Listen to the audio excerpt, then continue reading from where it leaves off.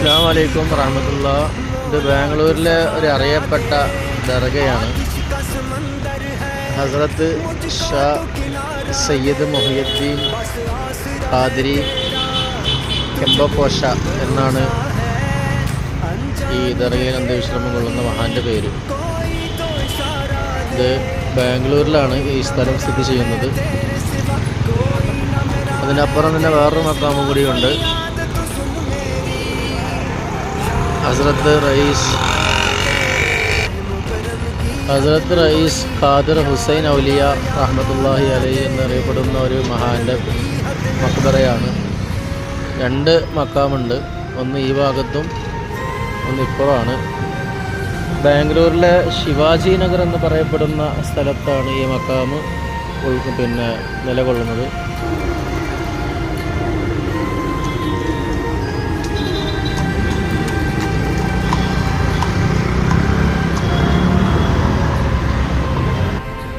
ഇൻഷാ അല്ലാഹ് ഒരു ദർഗൻ്റെ ഉള്ളിലേക്ക് കയറുകയാണ്.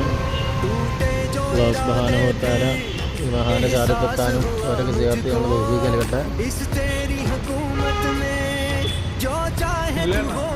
ദർഗയുടെ ഉൾഭാഗമാണ്. ഇൻഷാ അല്ലാഹ്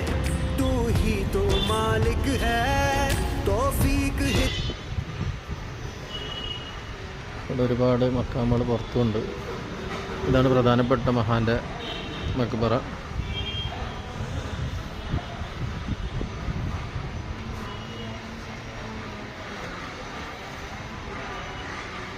ഒരുപാട് മക്കാമുകളുണ്ട് ഇവിടെ. ഇതിൻ്റെ പുറത്ത് ഒരുപാട് മഹാന്മാർ അന്ത്യവിശ്രമം കൊള്ളുന്നുണ്ട്. മാഷാ അല്ലാഹ്.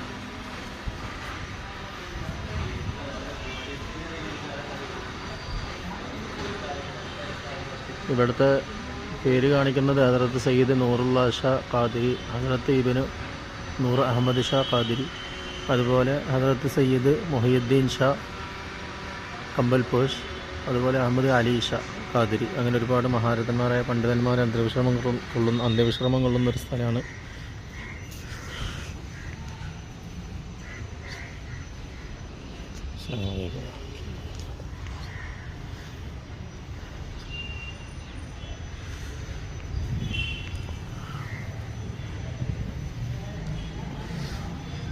ഇൻഷാ അല്ലാഹ് ഇതിൻ്റെ വാക്യം എന്താണെന്നുള്ളത്, ചരിത്രം എന്താണെന്നുള്ളത് ഇൻഷാ അല്ലാഹ് അവിടെ ഒരു ഉസ്താദുണ്ട്, അവരോട് ചോദിച്ചിട്ട് ഇൻഷാ അല്ലാഹ് പറഞ്ഞുതരാം. അസ്സലാമു അലൈക്കും.